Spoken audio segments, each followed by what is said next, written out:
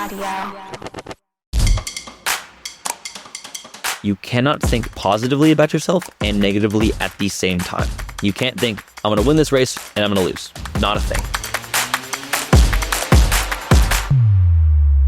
Hey y'all, I'm Ryan Devlin, and welcome to the Struggle Climbing Show, where I talk with elite climbers about their struggles and breakthroughs in training, nutrition, tactics, and mental game. How are you doing?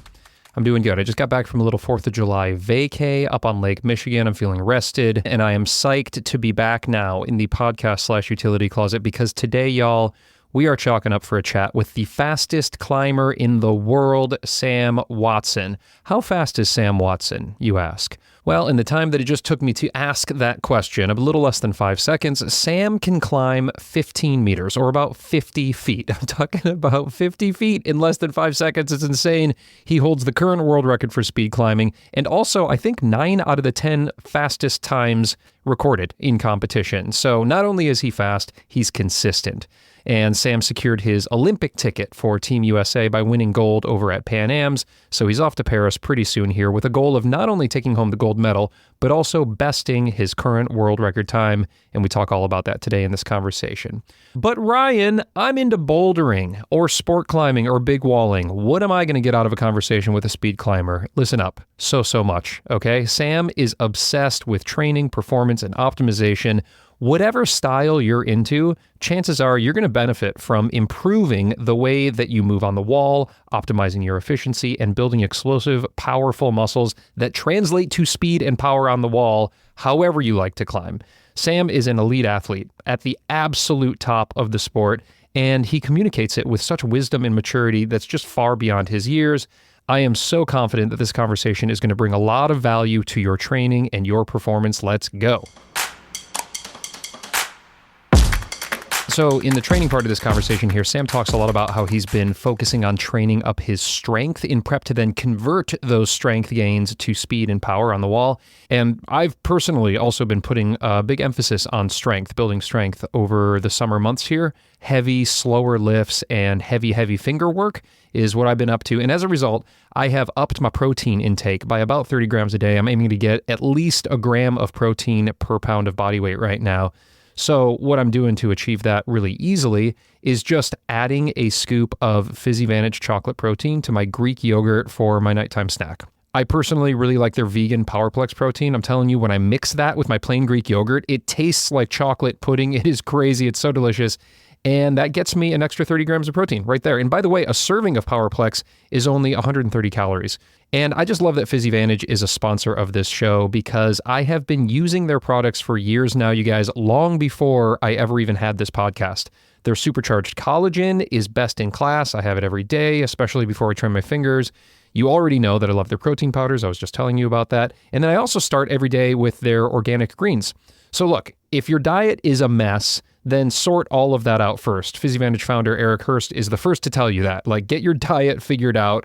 But if you've got your daily nutrition in a pretty good spot, and if you're looking for that extra edge to boost your performance in your recovery, check out what PhysiVantage is offering. I am training harder than I ever have, and I've just never felt better. If you're in Europe, you can find PhysiVantage on the Epic TV or Banana Fingers online shops. And if you're in the US or Canada, you can stock up over at PhysiVantage.com and score yourself 15% off your full price nutrition order by using code STRUGGLE15 at checkout. That also supports me in the show, by the way. So you get yourself a discount. It also supports me. I appreciate that. Struggle15 over at PhysiVantage.com. Hook yourself up.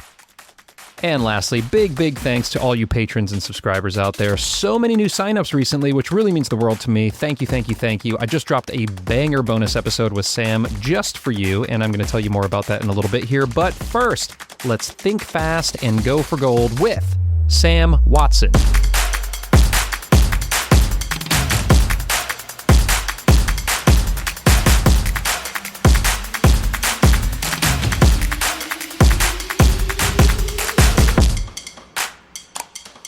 Did you say you had was it a college orientation yesterday?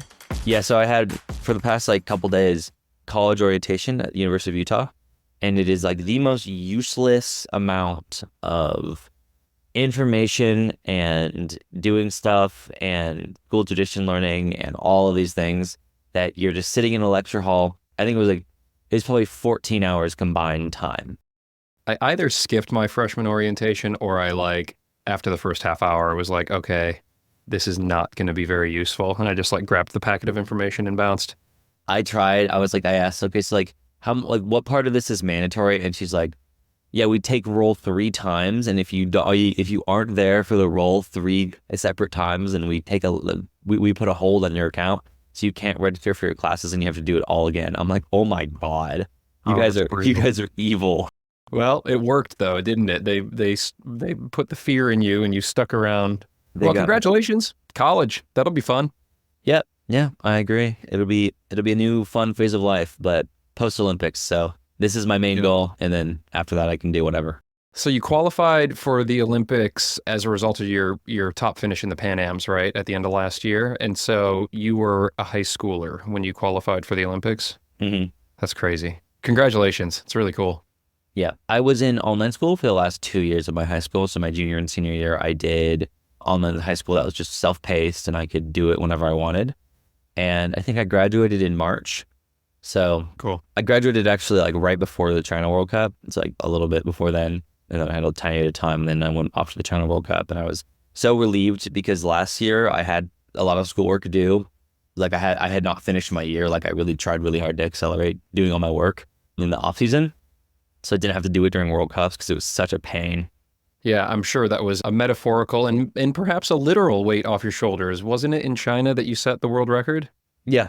I don't know if it was a literal one. I don't know if that would have impacted it, but for sure it helped. Yeah, I don't know. Hazel Finlay says that, stress and negativity weigh more than fat. So I guess it just depends on how stressed out you were as you were finishing up your school year. No, absolutely. If you want to get into like the science of that as well, like I do a lot of stress management things because your cortisol levels can like hormonally impact your life, and that can affect your recovery and your performance on a day-to-day basis.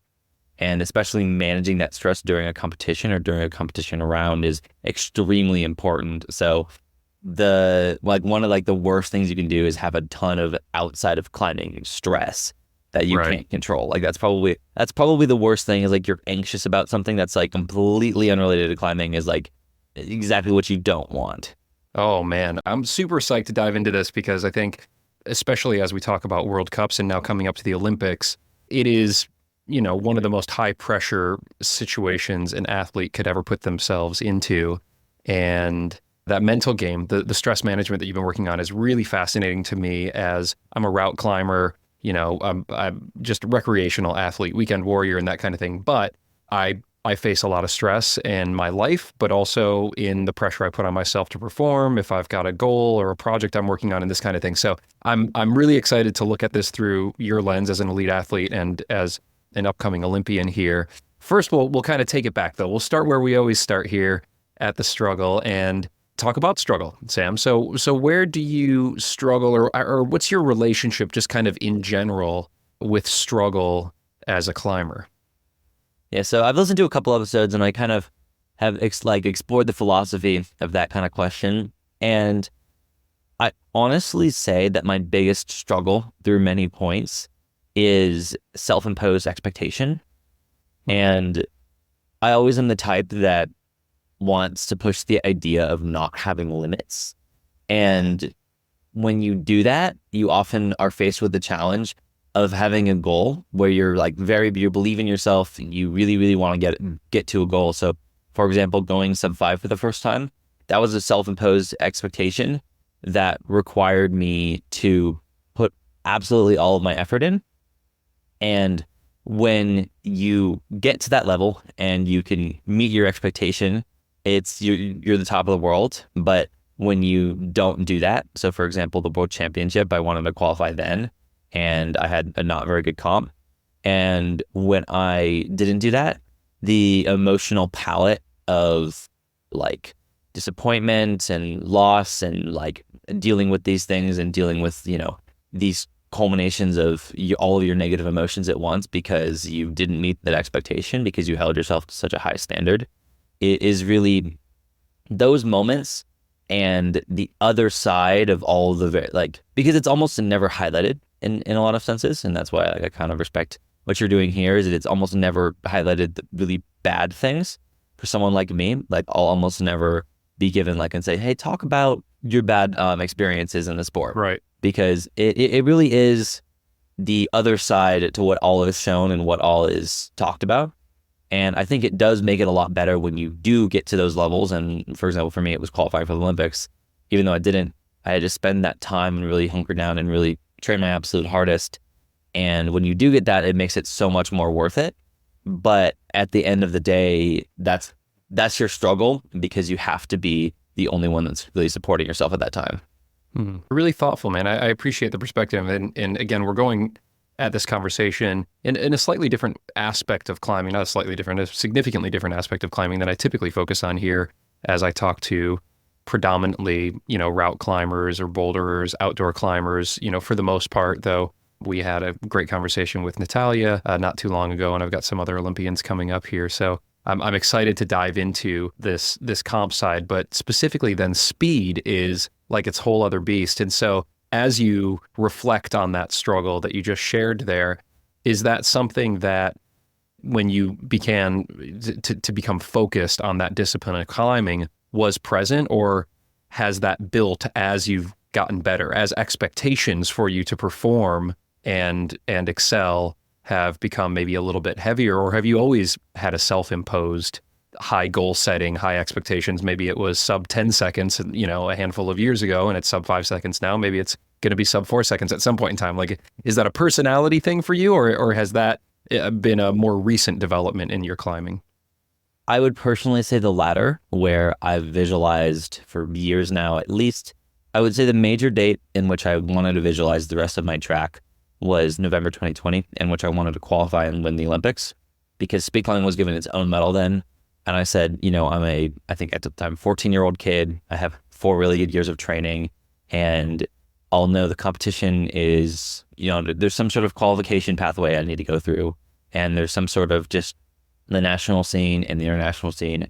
I would never have expected it to get as hard as it did, just because of how many speed climbers are invested now compared to back then, and how much the sport has grown, which is an amazing thing in its own right. But doing that and the thoughts of going sub 5 and breaking the world record kind of came within that process. And the only change I would necessarily say is that now I have a lot more people that have non-internal expectations imposed on me. And whether they like it or not, and they're trying so or not, it becomes a massive part of your life. So for example, in Pan Am's, I think the couple days before I left, I was at like a family gathering, and it was everything everyone was talking about. Like, oh, so you can qualify for the Olympics, you can get the Olympic spot, you can do it. And it's such a different expectation from what I'm used to in a competition, where you go to a World Cup and you do well. I'm like, oh, I got 4th place. That's pretty good. I'm higher up in the ranking. It's a circuit. I want to do well in the overall series. I can learn things and I can travel the world. And people are just like, in Santiago, it was really, really, you qualify or you don't. And people look at you differently. You're now an Olympian versus you're just a Pan American vice champion. So it's like, man, that is a massive expectation. And I think my life totally changed from having to deal with that. And I think in a positive way, for sure. But those external expectations really do sort of change you and change your internal expectations. Because if not for those external expectations, I would for sure just approach it like a championship and say, I'm going to do my best at this comp and I probably can win because I'm faster. But it was just a lot of pressure at that moment. And I think that helped me deal with, it helped me go to deal with the pressure of the actual Olympic Games as well. Well, you obviously rose to the occasion there and learned a lot. So we'll peel back more on that as we get into the mental game chapter here.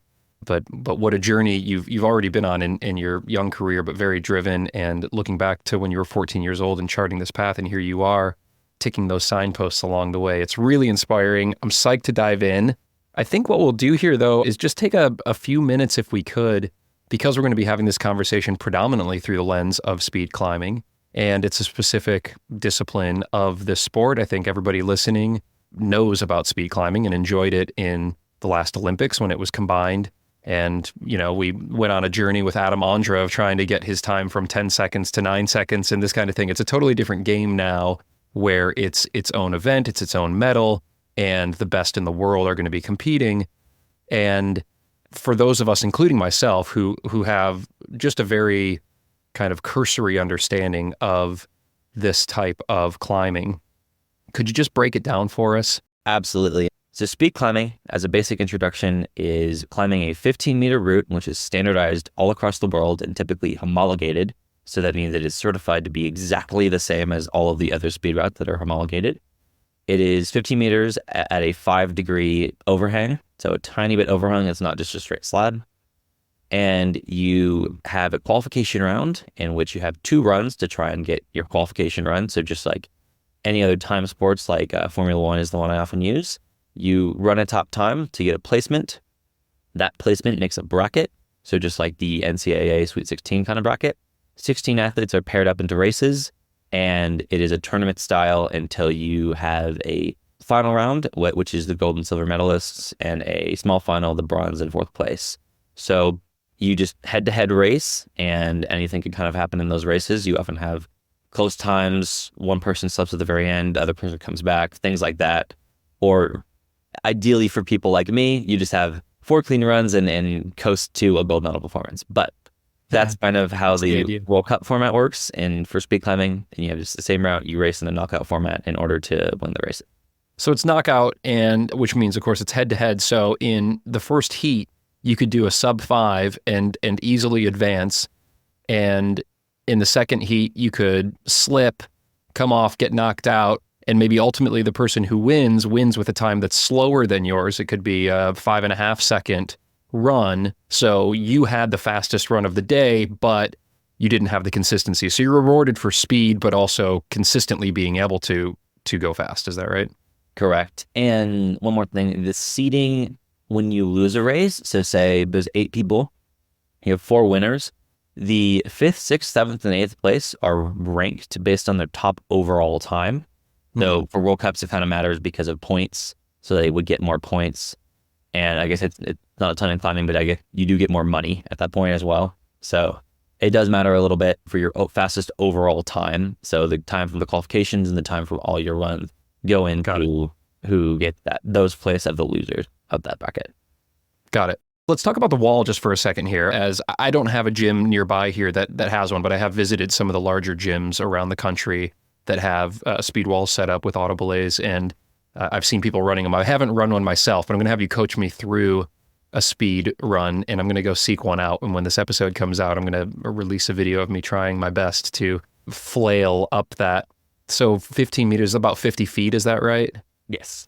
I think so. Yeah, we're talking about 50 feet, and I thought it was vertical. So you're saying it's 5 degrees overhung, so it's a slight overhang. Yeah, just a tiny bit. I have actually climbed, so there's actually some speed walls in the world that are set that are actually full overhung, just as a mistake of people doing it. And it is such a weird feeling to do that without the angle change, because when you're moving, you're kind of like, almost you're used to jumping back. And what I would do is just jump off the wall because I was so used to going back. So it is right. A little bit different. I probably could get used to it. It was just slab, and I probably would be faster, but it is a little bit overhung. So that is a little bit another aspect of difficulty. Got it. But the idea here, of course, is that this is as standardized as humanly possible. So whether you're competing in China or Utah, or you're just at a training gym in Chicago or whatever, it's going to be the same holds, the same size, the same feel, the same spacing. And that puts it into a sprint or a hurdle event or something like this. So you're talking about track and field, where the setters aren't coming in and trying to place something tricky or unique or different and try different skill sets. It's truly about finding mastery over the same exact moves on the same course, if you will, over time. And can you just explain, as a climber and speaking to an audience of climbers, kind of what's most significantly different or unique about that compared to whether it's a lead climbing event at a World Cup or just, going to a climbing gym? Yeah. So I think possibly in the future, and I would be a major advocate for the fact that we could have more sub-disciplines of speed climbing. So you could talk about speed big wall climbing, like outdoor multi-pitch speed climbing, like doing speed on-site, like kind of like the Seco block events that are different ones. So I could consider all of those things speed climbing as well. But in this current standard form, to answer your question about like kind of what's the different, is that you still have an extreme aspect of technicality. It's just a lot harder to see because it's a lot faster. So if you want to break down a video of me in slow motion, there's 1,000 things I could point out, maybe not 1,000, but 100 things I could point out about my technique and my motion that I've worked on. So it's just like these insanely complicated moves with the goal of you work on these moves and you practice, not so you can do a slightly harder, borderline impossible V grade, is you just do it slightly faster. And you have a slightly more optimal position to transfer energy from your hands through your spine to your feet to just move your body and not lose energy as you're trying to run up this wall. So there's so many aspects, like every bone of the wall, I could tell you that I've done something to be slightly more optimal, whether it's like moving my ankle up just a little bit so I can get on the hold a little bit faster, or turning my knee in because it's a bit more optimal to jump out of that position versus jump out of a more straight position of the leg. So there's a billion things. I've used so many different numbers for this, but there's a lot of things on the speed wall that are high degrees of technicality that are very similar in a lot of ways to like how elite level boulders will break down an insanely hard boulder as well. Love the breakdown there. Love the comparison. And it's true. You do it so damn fast. It looks kind of gravity defying in a sense, and it does look like you're running up the wall. But if you slow it down, and I think maybe that's something we can do in a little bit here. I'm going to pull up a video and we'll have you break it down for us to take a look at the nuance of every single move, just as I do when I'm working on a sport project, a Redpoint project. You certainly put more thought into each one of those moves than I've put on anything I've ever done. So I would love to go through that exercise a little bit with you. Well, this is a good segue here to kind of get us into our first chapter, which is the training chapter, which you do quite a bit. You're coming to us from Utah right now. I'm sure you spend a lot of time training both on the wall, but also off the wall. And so let me first ask you where you have struggled or where you do struggle in a general sense with your training in the type of climbing you do. So I can give you a very clear, specific answer to that. So after that World Championship event, I decided that I wanted a full-time work and be programmed by an S&C coach. So what that means is you have this person that is very well-versed in the science of peaking an athlete and putting them in a cycle so that they can be stronger at different points. And as a climber, I would typically, I think I was 17 years old at the time. I had a lot of success in climbing, but I really wanted to take that extra leap of there's so many other athletes that are more well-trained than me, that have been in the gym and can lift more weights and can be more athletic and build this skill.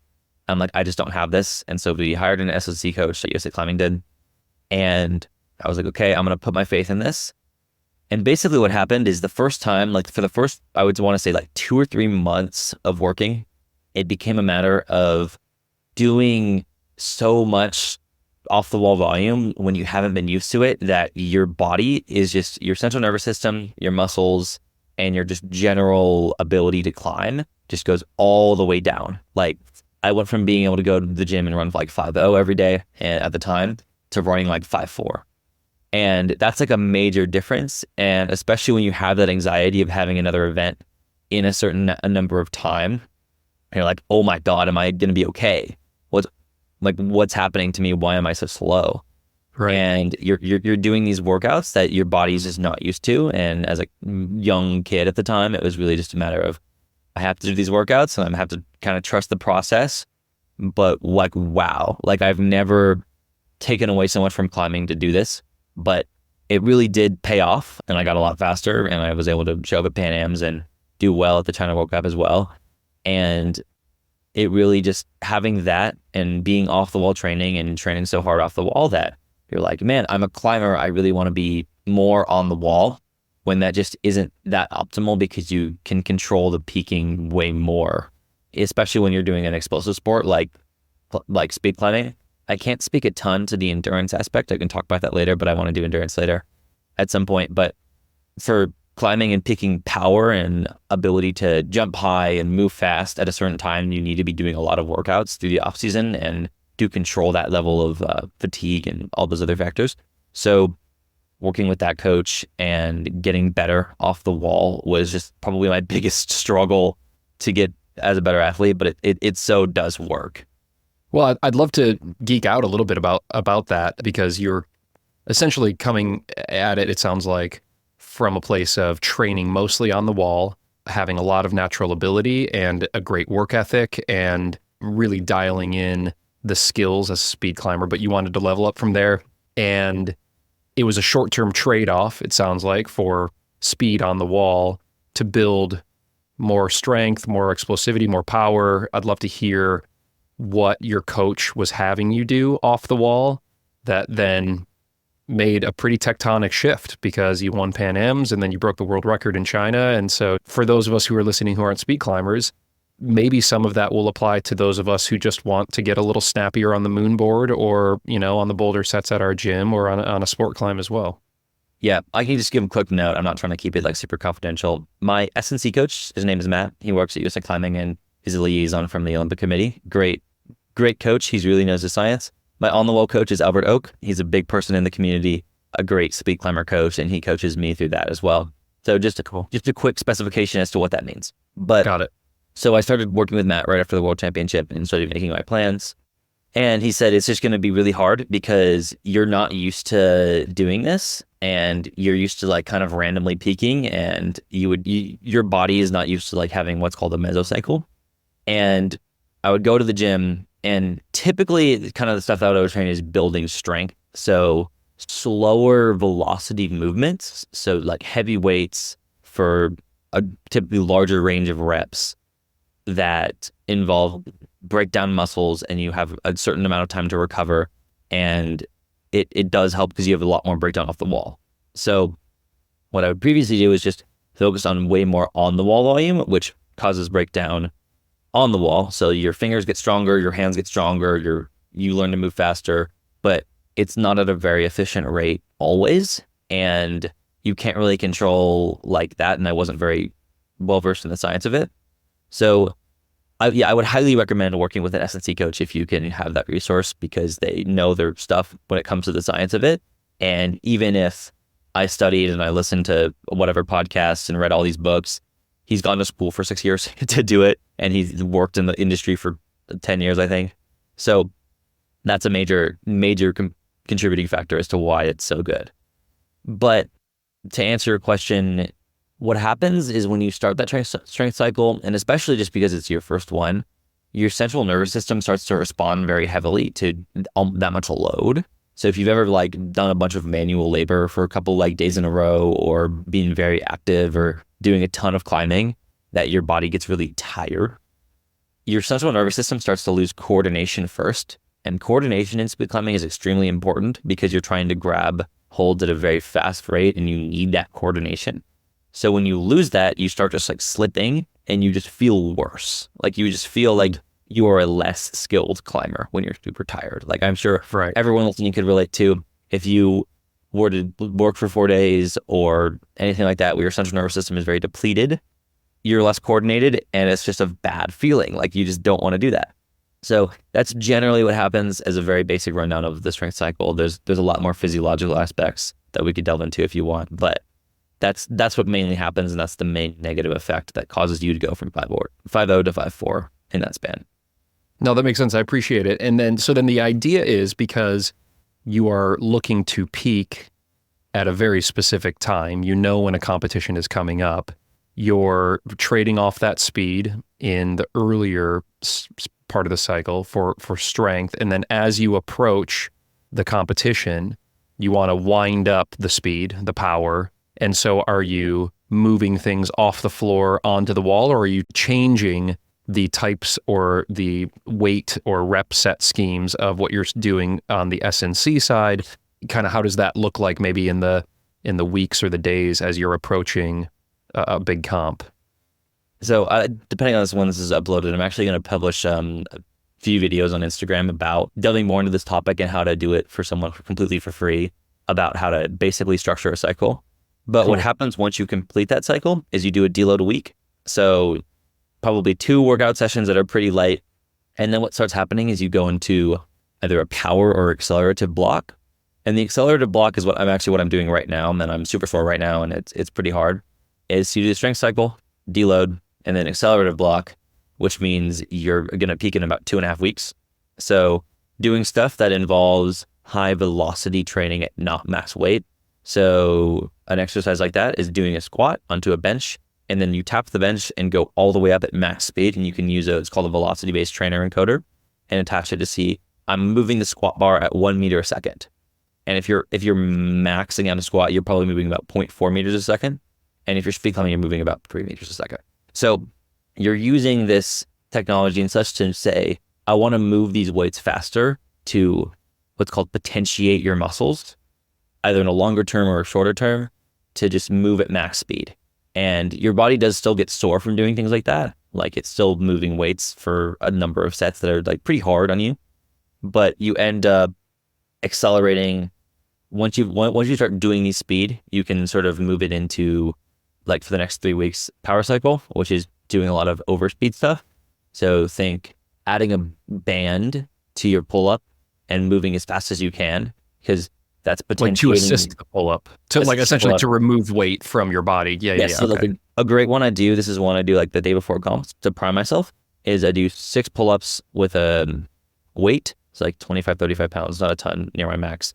But then a regular pull-up, then an assisted pull-up, to learn how to, like, because you move on that assisted pull-up way faster if you've done those previous 2, because your body's potentiated. Because anyone's ever like worn a weight vest and then not worn a weight vest, you feel so much lighter. So getting your body used to doing that helps a lot to potentiate yourself, to move faster on the speed wall when it comes to it. And you can do other things like max effort jumps will get your muscles working, and will get more recruitment is a big thing also in climbing. Like for hangboarding stuff, that's a term they use a lot, where like they're recruiting more muscles to hang more. And so that's the same thing for speed, where you're doing a massive broad jump and using it max effort, or you're doing a plank for like a several seconds and recruiting all of your muscles. And we do like the belay plank, where you put your arms above your head and push down to the ground isometrically at max. And that causes you to recruit every single muscle in your trunk and your posterior chain.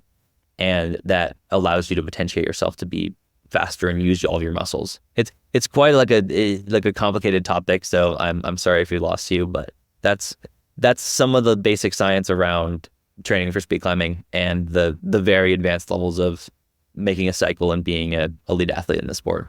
That's cool, man. It's really cool. It's really thoughtful. And even if we don't understand every aspect of it, I think I understand the global picture, which is just A, how thoughtful your training is, and B, that you're going through this system, if you will, this plan, so that it's heavy and slow, and then it's a little lighter and faster, and then it's even lighter still and super fast, essentially, is kind of... There you go. That's a perfect breakdown on the level of brevity of exactly what I'm doing.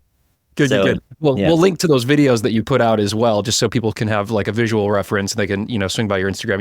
You put some really good content up there. You're on TikTok as well. And so, they can visualize some of the things that we're talking about here. But I think that makes a ton of sense. And I also think that translates quite a bit to those of us who aren't speed climbers, but are preparing for a bouldering season, or just wanting to peak on some gym sets and this kind of thing, where some coaches, Tom Randall and Eric Hurst and Tyler Nelson, have talked about essentially that very same thing. As you're getting very close to wanting to perform, you want to go light and fast. You want to do pull-ups where you're jumping off the ground to kind of assist you. And if you don't have bands or pulleys and this, other apparatuses, you can just essentially make yourself lighter to make yourself faster. And you're tapping into those faster twitch. And I'm assuming, and I don't know if there's even a way to know this, but there's fast twitch and there's slow twitch types of athletes out there. There's sprinters and there's marathon runners. And my assumption is, since you are the fastest in the world on the speed wall, that you're very fast twitch. You're very much of a sprinter. And you mentioned endurance earlier in our conversation. And is that an aspect of training that you focus on at all?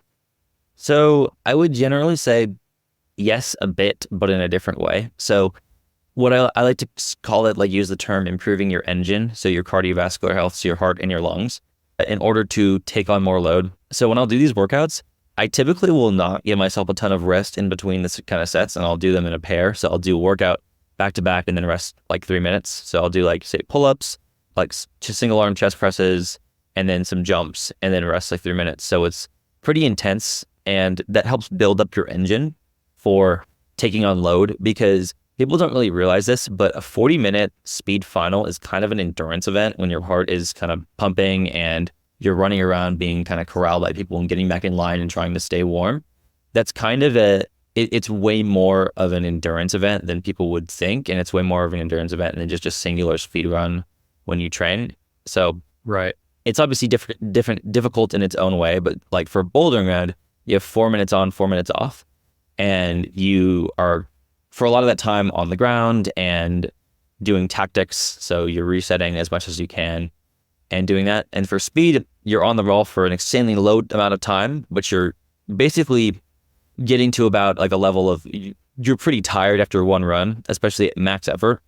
And your main goal is, how do I reset for the next 5 minutes, which is the required amount of time between the runs. It's maybe a little bit more if there's more people or there's delays or anything.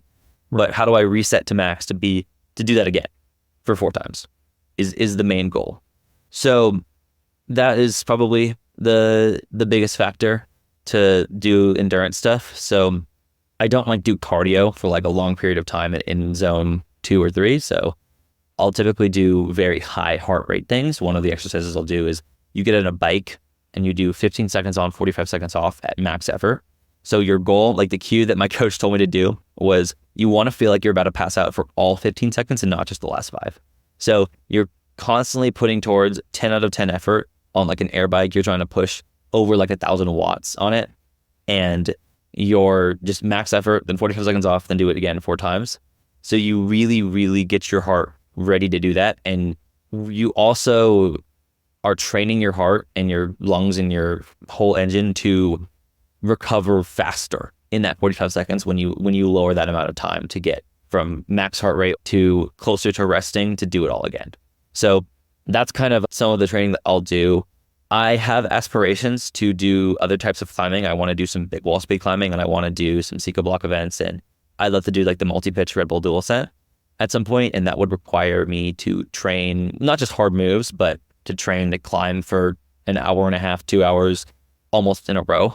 I guess sometimes you're belaying people, but like not only doing these routes, but doing 12, 15 pitches in a day, back to back when you're tired and doing these hard moves. So training would look differently for that. And I would kind of look forward to doing a different type of training just to see if I could challenge myself. But that's kind of what I mean when I say endurance. I'm excited to peel back a little bit more on those aspirations towards bigger walls. I was just in Yosemite recently, and I spent some time with Alex Honnold, and I spent some time with Jordan Cannon, and I want to, there's a part of a conversation that I had with those guys that I want to wrap back in with you, but I'm going to save that for a little bit later. Let's shift here to nutrition, which is the next chapter. And this is interesting because you're a different type of athlete that I've ever had on the show here, and I'm curious how you look at nutrition. And as always, is there any area that has been or is a struggle for you in the nutrition game? So I generally have sort of, from a younger age, I just want to say 16, 15 years old, had gone through just trying to slowly improve my nutrition. And I would say now it's almost about completely perfect as far as I live in my own place now. I can buy all my own food. I have a good supplement routine. I have almost all like organic food I'll buy, and I cook it all myself. So I have a full thing like this. I've had this coffee today, and it's like a coffee thing I'll make. It's chocolate, collagen, and coffee. And there's various reasons that I eat all of the food I eat. I would personally recommend, if you want to get to this point, to take it slower and start off with just some minor improvements in your nutrition. So the first thing I would do is just realize, how do I fuel myself best, and sort of test on yourself before a session. Like if I eat some white rice and some fats, right? And I go to a session and I feel really good, then let me try to replicate that, and let me try to adjust that to be the best I can. The best piece of advice that I would give anybody is that extra calories are worth the wait. I think it's a total fallacy that you can that you gain something by eating less calories directly in training. It takes so many calories to make like a kilo of fat. It's I believe you had 9,000 calories in a kilo of fat. So you'd have to eat basically all of that. And there's water and all that, but like it takes so much to do that. And a liter of water is 1 kilo of fat, right? So I'll drink a water bottle in a session, maybe even 2. And the difference of that is like several days of eating is all the calories you've ingested. So absolutely eat enough calories to fuel yourself and test it on yourself to be the most fueled you can be. And it's usually more than you think in order for like to put out a max effort. So like I will, before a session, not like carbo load, but a similar thing where you have a lot of carbs, a lot of fat, and then a good amount of protein. And that helps you when you have a more sustained effort. So for me personally, like I don't have a ton of appetite just because my RMR is quite low. But before competitions, I will like make myself eat a lot more. Like I'll have like oats and I'll have like some olive oil too. Like I'll take a shot of olive oil. People laugh at me for doing that, but it works so well because if I don't do that and I climb for 3-4 hours at an intense training session, I will be like so hungry that I can't function and I'll have to eat afterward. So doing that and then like meal prepping some things, like having a quick, like I like to cook, but I'll have some meals in my fridge. I'll make like these homemade Chipotle bowls that are really good, like some curry and some rice and things like that. Very, very, very good for staying in a good nutrition space. So things like that. And then also just keeping your amino acid levels up. So your essential amino acids, making sure you get protein every couple hours to make sure you're optimally building muscle. So having good complete protein sources every couple times, don't skip meals, have protein, eat when you're hungry, all that. Like I would strongly recommend listen to your body's internal cues. And as you get more experience eating at a very like disciplined and complicated diet, your body gets better at those hunger cues. And I've gotten to a point where like that comes to point, like I don't really have like processed sugar or like junk food as people call it. I don't have like many but processed food.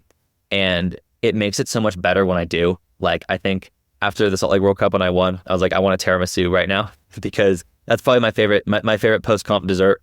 So I had some of that and I love like getting gelato with friends and all that. So that doesn't really count.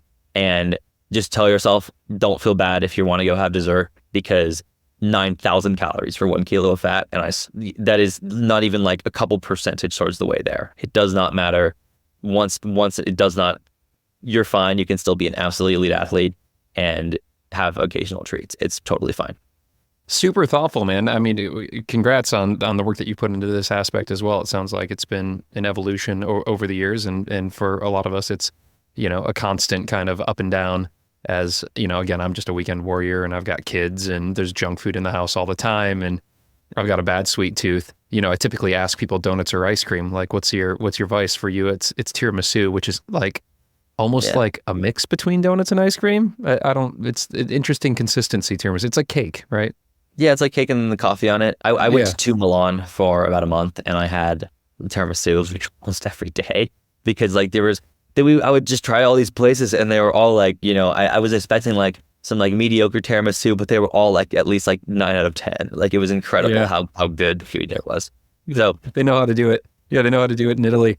Well, it's funny because, for me, one of my go-tos is chocolate. I love chocolate so much. And you said you're having chocolate collagen and coffee, and I'm having my PhysiVantage chocolate collagen and chai tea right now. I don't drink coffee. It makes me a little jittery, but I'm having my chocolate collagen and tea. So we're twinning over here. I also just have at my house. I even like have it next to me. This is just 100% dark chocolate.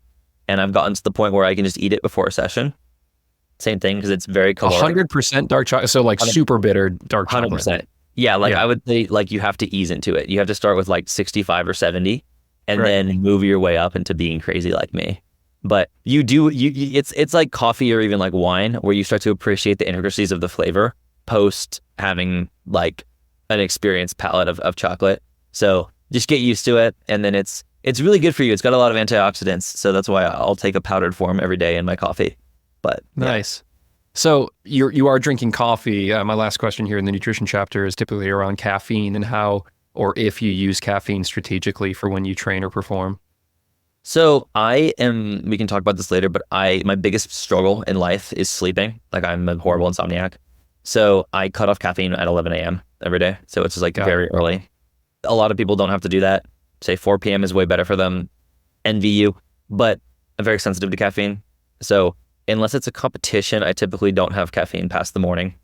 I'm not like hard line 11 a.m. cutoff typically, but I will try and avoid having a ton of caffeine. I'll have about 80 milligrams, 80 to 120 milligrams per day. So I'll have coffee and I'll have maybe a tea in the day.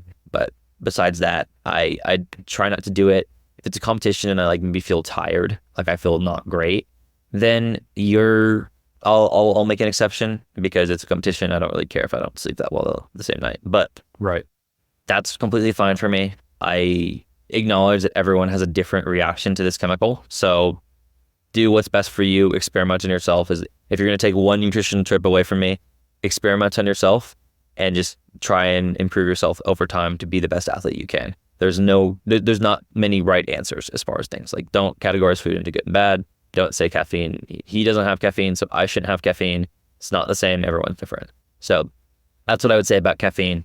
I like it. Like I like energy drinks. I like the way they feel. Like, and performance-wise, they can be a boost for sure. But it's just not, in a long-term sense, really worth it for my sleeping habits.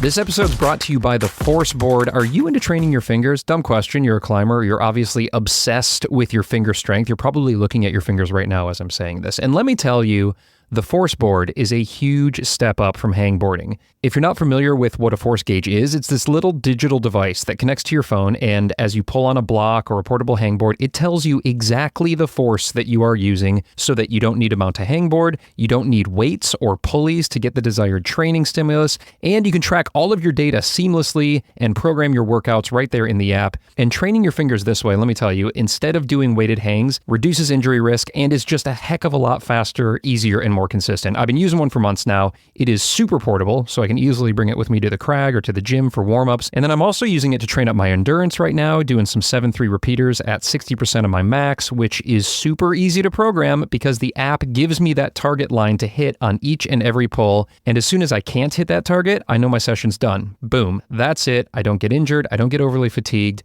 Hit that link in your show notes or swing on over to thestruggleclimbingshow.com/forceboard to learn more about it and score yourself 10% off your purchase by using code STRUGGLE at checkout. All right, I want to talk about belaying here for a second and how important it is for performance. Like, if you're about to punch into a crux move on the sharp end and your belayer short ropes you, well, there goes the send and also maybe your friendship. Well, here's some good news for your climbing as well as your belationships, and that is Petzl just released a new cam-assisted belay device that is specifically designed for lead climbing. It's called the NEOX. You've probably heard about it, and I have been putting it to the test in the gym and out at the crag here lately, and it is sweet, you guys. You can basically think about it as a gree-gree, which I'm sure you all know. It looks and operates the same, but there is some magic engineering on the inside of this thing that allows you to pay out slack quickly and so smoothly when belaying someone on lead. Like, there's almost zero friction. It's kind of like the old days of using an ATC, but with all the safety measures of a gree-gree. If you do a lot of lead climbing, you got to check out the NEOX. It's a huge evolution in belay devices. And because it's Petzl, well, you know it's the best of the best. From the gree-gree to the gree-gree plus and now to the NEOX, Petzl has got your catch. You can find the NEOX at your local gear shop. Pop over to petzl.com to learn more and to access the inaccessible. This episode is supported by Boulder Bear's caffeinated gummies, and oh my gosh, I've already got a smile on my face just saying this. They taste like candy and they kick like coffee. I love them so much. I'm personally pretty sensitive to caffeine. Like, if I have too much, it makes me jittery, which is not what I want when I'm on a route. So what I love is that each Boulder Bear contains 20 milligrams of caffeine plus 22 milligrams of collagen, so I can perfectly dial in the boost of energy and focus that I want and take care of my tendons while I'm at it. I usually have like 3 or 4 gummies about 20 minutes before pulling on, and just like that, boom, I'm ready to send the proj. I also love that they're tiny and they're light, so they do not weigh down my pack on the hike in or in my stomach. Like, you don't have like any liquid sloshing around your stomach like if you crush a Red Bull or some coffee. I just love these guys so much. They're a small company. I know the founder. He's a really good dude, and you can score a free refillable travel pouch plus 15% off when you order a bundle using code STRUGGLE over at boulderbears.com. That link is right there in your podcast player. Boulder Bears, all flash, no crash. Tactics are interesting in a sport like yours where it all kind of rides on one day or maybe a couple of days as you're looking at a competition. I'm curious where you've struggled tactically as a competitive speed climber. as far as tactics go for speed climbing, I would say it's very similar to a lot of other ones. It's just way more intense. Like as far as the actual outcome, and any comp climber that's also been like outdoor climbing or anything, and this is not like a shot at outdoor climbing and saying it's easy, but they would know it's very different to compete and to be in that pressure, whether it's 4 minutes or only one flash attempt on a lead route or speed climbing and resetting between rounds. It's insanely hard. And I would say generally the only thing that makes you that much better at it is experience and doing it. And again, self-experimentation, self-responding, like what works for you best. There's a couple things I do that I could recommend people, as I'll do what breathing exercises I'll often do. I'll do like a Wim Hof breathing exercise, if you know what that is, where you take 30 breaths in and hold your breath. Help spike your adrenals and get ready into the competition mindset, especially in practice. So like if I'm doing a simulation, I'll do it so I can really get dialed in. Yeah, talk me through that real quick. So it's 30 consecutive inhales, like small inhales. No, so you just a full inhale. So some people do like inhale actively through the nose, inhale passively through the mouth. You can do either one. Your mouth will get very dry if you do it only through your mouth, but it's fine. Then you hold your breath on an exhale, so all the way out, and you hold your breath at that point and try to hold it for as long as possible. You don't need to get to a point where you feel like you're going to pass out. You can just breathe. Then inhale for 15 seconds, then pause, then do it again 3 or 4 times. And it helps get your adrenal system going. So Wim Hof, if you don't know, is a person who jumps in like cold water, and it helps activate your central nervous system. Maybe it's autonomic actually, but anyway, to get in cold water and not go into shock is the main reason people do that. And it's also worked for like other things like reacting to like allergies. Sometimes like I think he's done where if you're allergic to something, it's the same as giving yourself like an EpiPen at a level to a lesser extent. So It's a really cool thing. It's a very deep dive into breath works and tactics and meditation and all these things. And I'm very like shallowly down the rabbit hole, just at the tip of the iceberg. But between rounds, I'll also do like a meditative kind of centering thing where I'll tell myself, I'll sort of return to my center and say, I know who I am. I know I'm a good competitor. Let's just go back to that when I sort of have these thoughts that are questioning and doubting myself, because when you're in this 40-minute format and you're sitting there for 5 minutes and you've got all these thoughts rushing through your own head, you have to manage those regardless. Like they just don't go away. It's just not how your mind works. Right. So you have these thoughts at these big events and you have, oh my God, what happens if I don't? Return to your center, realize you're a good competitor and realize you can do it. And that has helped me a lot. Doesn't mean it can help everyone, but that's my own personal tactic towards approaching that. You kind of need like a tool bag, if you will, or a bunch of arrows in the quiver of tactics when it comes to high level competing like you're doing. But I think it certainly can translate to those of us that still put a lot of pressure on ourselves as we go out and maybe take a trip. We've had a trip on the books for 6 months. We only get 1 week off of work. And so there's a whole lot riding on us maybe wanting to do these projects. There aren't the level of career stakes maybe that somebody like yourself or other professional climbers experience, but that doesn't mean we don't put the same level of pressure on ourselves, you know? So having these tactics really seems like they would be incredibly helpful in figuring out which ones work. And this kind of gets us into the mental game chapter. And so we can kind of combine them and just talk through various things, because a lot of what you're focusing on right here are mindset type tactics. And you spoke, or at least mentioned early on when we connected here, that stress management has been one of your biggest areas of focus. Before we get into the specific tools that you're using to best manage the stress, some of which you've touched on right there, others you're preparing yourself for kind of the fight or flight and getting yourself amped up. I want to peel back on all of these a little bit more, but I'm curious first to look at it through the lens of struggle. And you mentioned stress management as something that you've been focusing on. Has that been a struggle for you, or where have you struggled in the mindset aspect of this sport that you're doing? I think personally, it's not been a ton of a struggle as far as comparatively to others about stressing out about things. I think I've approached it from the same mentality that I've approached nutrition, where I just try and get better over time. And I acknowledge it's not going to be perfect and it'll never be perfect. But if I can get just a little bit better and learn from the things that happen in life to learn how to manage my stress at a high level, then that's all I want. So I would recommend that tactic if you're a newer athlete and you want to get into doing something, or really not even as an athlete, but you're going to be stressed. Stress is a very natural part of life, but managing it to a point in which you are not overstressed and you are not hurting yourself by being so stressed is very important. So sometimes what that looks like is just taking a step back. People have other tactics like journaling, meditation, all these things that can help you manage your stress in an acute sense. And talking to people, anything, mental health is a major thing as well.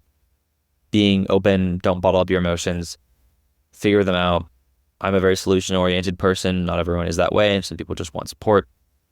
But generally trying to find what's the best possible way that I can help myself. And that for me alleviates a lot of stress. That's not a universal truth. I think I'm a person that just says, okay, is there a way that if I'm not doing well, can I train harder? Can I readjust my plan, or can I do something like that? So that's an aspect of it for sure. But sometimes it's just not how like everyone responds. So that's a major caveat. Yeah, I'm curious how you handle failure. We touched on early on this concept of, well, oftentimes interviews focus on what went right and all the things that are amazing and broke a world record and won a gold. And I understand that's often the headline, but part of what we like to do here on The Struggle is make elite athletes relatable to those of us who are weekend warriors or just out enjoying a sport that we love, whether it's speed climbing or bouldering or route climbing or whatever it is. And failure is quite common in any aspect of climbing. It's just part of the process, part of the journey, but maybe is a little bit more acute in what you do because you're doing these quick runs that either have to go perfect and you hit a time that you're going for or very near it, or it doesn't, like it falls apart, right? It almost seems binary, but maybe I'm oversimplifying. Maybe there's gradients of success and failure. And so when you experience these high highs and low lows, how do you define failure? And then also how do you deal with it? So I think I also have the philosophy, just to sort of give a little like precursor to this. I have the philosophy that I am an 18-year-old kid who is making a living. I mean, not really, but like I'm supporting myself and I get to travel the world, go to all of these events and meet so many new people and do all these things because I'm a competitive athlete and because of the current thing. So I've made so many great friends and I've done so many great things in life that I can transfer to other things, that even if I had a million bad comps or I had a career-ending injury tomorrow, at the end of the day, you know, obviously that's devastating, but it's a matter of I've already playing with house money at this point. Like, you've already won. Like just in a career, like I'm insanely lucky to have the situation that I have, and you have to sort of acknowledge that perspective before you want to be super hard on yourself when it comes to failure and in that sense. But Sure. That being said, when that does happen, so for example, with the World Championship in Bern, where it's really just a couple millimeters off for slipping and not making the finals for that one.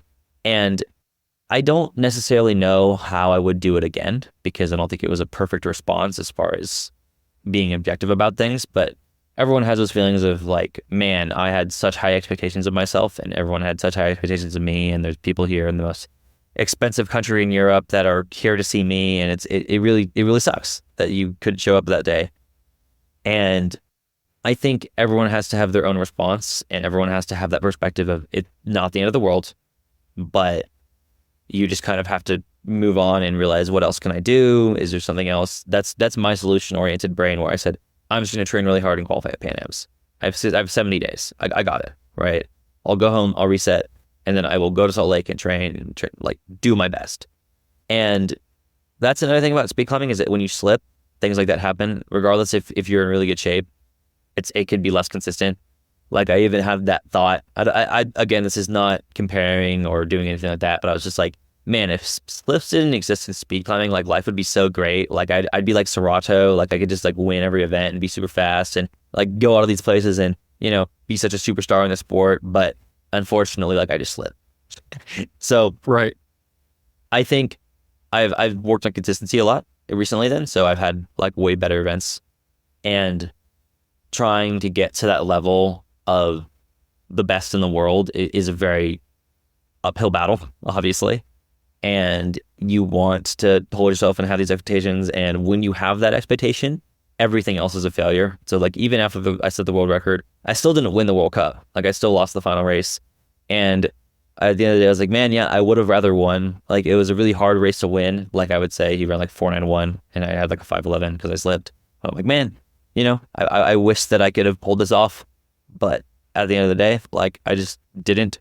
So there's no really right answer. It's just responding to failure. Like I would say, again, I'm a solution-oriented person. I want to just get better. And generally that helps exactly the same way. But everyone requires their own different things for that as well. Well, you seem to have a very healthy outlook on all of it. And I think that comes with experience. As you noted earlier, the more one is on this kind of stage and experiences the highs and the lows, the less of an unknown, the less fear there is that's wrapped up in it. But you are about to go on to the biggest stage here in Paris.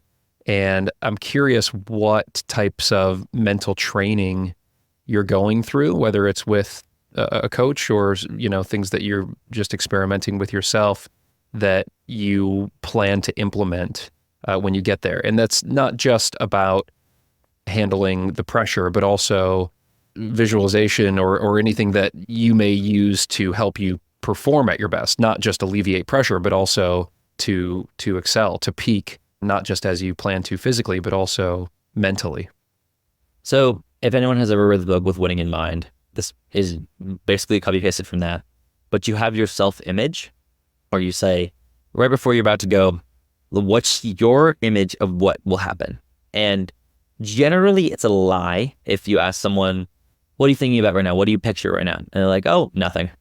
That's generally not true. Like I would say 99% of the time they're lying unless they're just like crazy.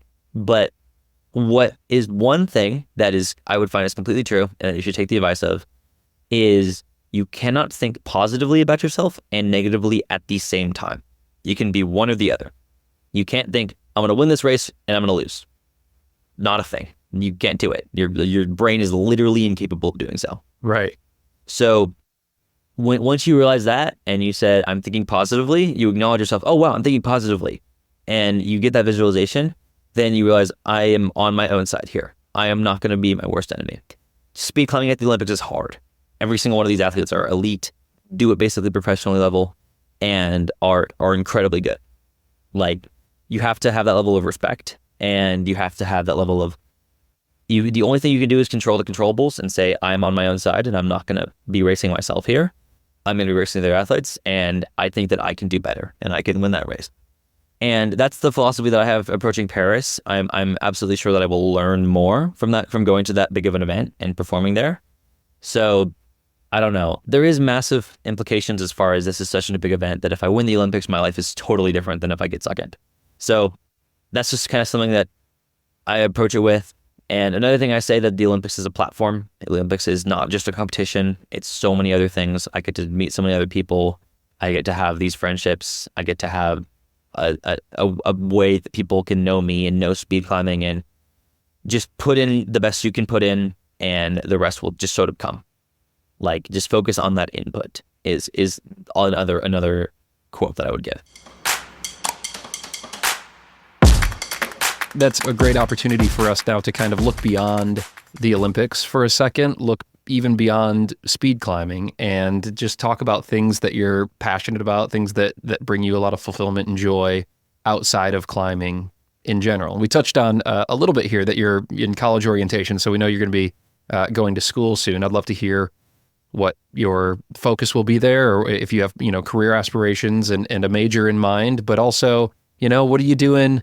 You're an 18-year-old, Olympian, but you're also just an 18-year-old guy. So, what are you doing when you're not out there doing box jumps in sub fives? So yeah, in the fall, I will be starting school at the University of Utah here in Salt Lake. I will be studying operations and supply chain management. So I have a career expectation of I want to work in logistics. And I specifically wanted to work in applying sustainability to logistics and supply chains.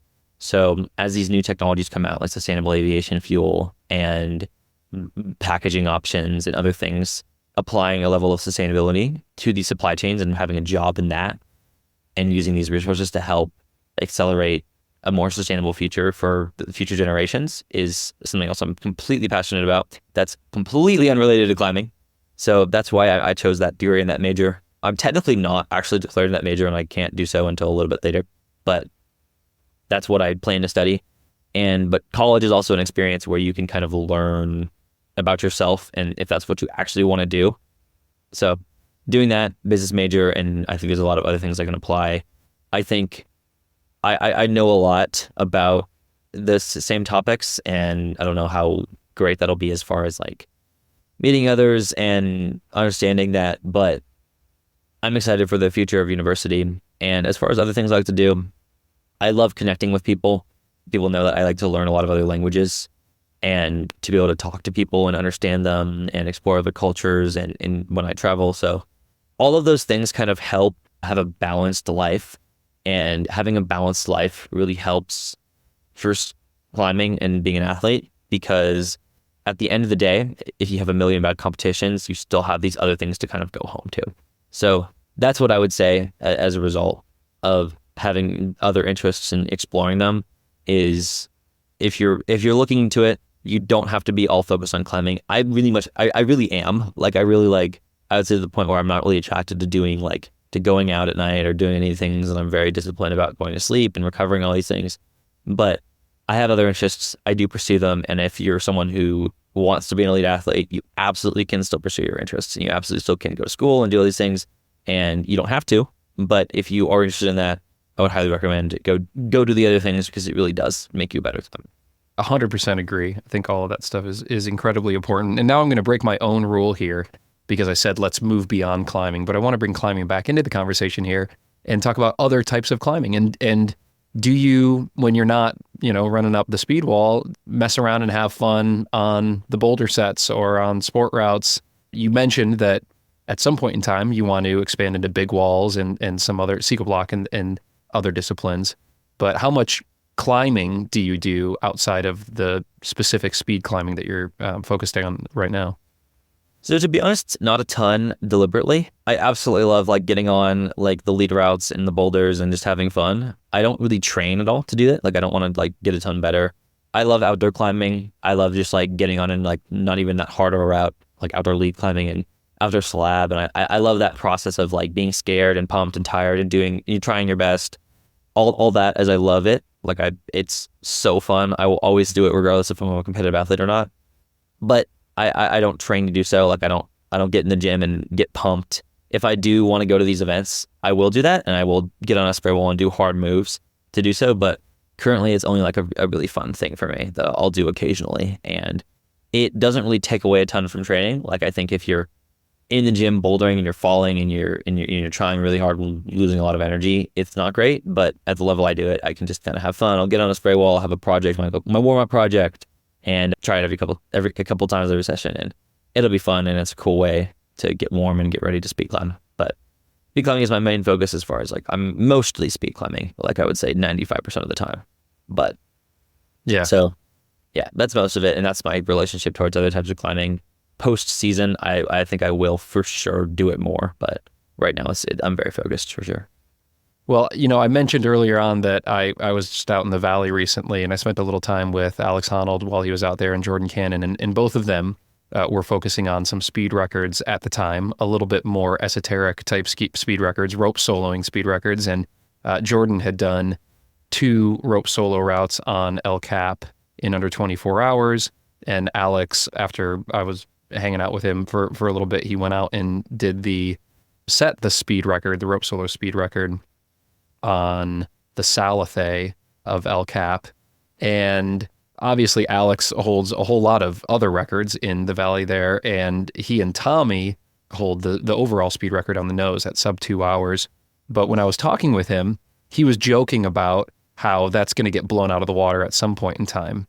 And he said that if you extrapolate the fastest speed times, so at about 5 seconds, which you currently hold, sub 5, and you apply it to the nose, their record of 2 hours gets shrunk down to, if I'm doing the math correctly, about 5 minutes total. So if you climbed the nose, if it were possible to climb the nose, like you climb a 15-meter speed route, you'd go from the ground to the tree at the top there in 5 minutes. Of course, there's pesky things like ropes and safety and the fact that it's not a set course that would get in the way there. But Alex's point is that there's a whole lot of opportunity to improve on the speed climbs on big walls out there. And it sounds like you see that as well. So I'm curious what you think of Alex's perspective and what your goals might be there. Yeah, so I talked to him about that, and he was like, yeah, I think like if a younger athlete who knows how to like climb can totally destroy me just because like your engine is so much better than mine. Like you're in such better shape for like, you can pull a rope fast, you can get up these like, because most of the nose is just swimming up cracks, like you're doing crack climbing. So, I mean, what I would have to do is I DM'd Connor Henson on Instagram, and I was like, hey, you and me on the nose, sub 1 hour 30. And he's like, okay. So at some point I think that might be a good partner for me. What I'd have to do is I think I'd ask Alex or Hans Florian to take me up the nose, like probably a couple times to learn the hard moves, like learn the boulders and such, like on the route, and get those really dialed, like I get the speed route dialed, and then learn how to climb fast. And then when it's an hour 30 of you're simultaneously climbing and you're nonstop climbing for an hour and a half, I would have to do some cardio. I would have to do some endurance. I would have to like go trail run or run a marathon or something. So I think I would absolutely love, maybe not in my peak like climbing career. I might try to make a trip out there like off season this year. But besides that, I think I really want to try and do just projects like that, because I think what I've learned from being a competitive speed climber is that I love the process of pushing myself to like kind of the human limit, regardless of what it is. So that's an example of something that I would love to do at some point in my life. Maybe not now, but just, if I decide, speed climbing is kind of like not moving a ton, I want to go just do something else and then go outdoor climb it and do that. And there's a whole nother community of people that would support and new people that I could meet and be friends with, and I would love that. And you get to be in nature and have these like spiritual experiences on these walls is a super appealing concept to me. Yeah, I actually saw Connor out there in the valley at the same time. He and Alex were faffing around on some things on El Cap. So I think Connor would be an incredible partner. Dude is obviously incredibly strong, but also has some real big wall chops. So I'll be excited to stay tuned to that. And now I want to bring it back to the speed climbing wall and the 15 meters that you spent your professional career here focused on. And I want to just look beyond the Olympics here and maybe just into the next handful of years, because the times have been coming down and down and down. And I'm curious, from where you sit, what's possible, do you think? What's possible to achieve? How low can we go on that speed wall? I have a plan to get to about like 4, 5, 6, like around that range. I like think around the Paris Games, that's gonna be able to what I'm pushing. So the current world record is 4.798. It's mine, and then my practice PR is 4.691. So there's already a big gap between those two. I noticed that like since I've been doing these cycles, I haven't run like that fast of times. Like I've been able to like get a couple 4.8s, but not a ton of like 4.7 times, and that I need to get some volume at those faster times in order to really push it down. But I'm still stronger and I'm still growing a bit, like height-wise, so I can get to the holds a little bit faster. So we'll see. I think by the Olympics, I can be pushing towards 4.5. Like I can really, really like, if I have a really good session, I think I could like be close at least. And on a really good day, I think that's possible. But I don't see a ton of potential points in the route I could do it. I like uploaded a joke video of me skipping one of the moves and still running sub 5. Like that's a possibility if I was really strong and maybe like grew a couple inches. But I don't know. Maybe like some athlete who's like a 7 foot will go crazy and make some new beta and destroy us all. But for now, I don't see a ton. Like I think sub 4.5 would be about my like goal as far as what I currently see. Like, so sub 4.6 by this Olympics, and then sub 4.5 as far as without anything else coming out. I think that'll be a really good lifetime goal because it's just so hard. Hell yes, man. I'm so excited for you. You're an incredibly thoughtful person and also a very analytical athlete. It's just been such a joy to get this peek into your world today here in this conversation. I'm just psyched and so proud to have you representing the U.S. out in the Paris Games. Congrats on all you've accomplished, Sam. You got a bright, bright future well beyond the Games as well, man. It's been such a joy to talk to you. Thank you so much.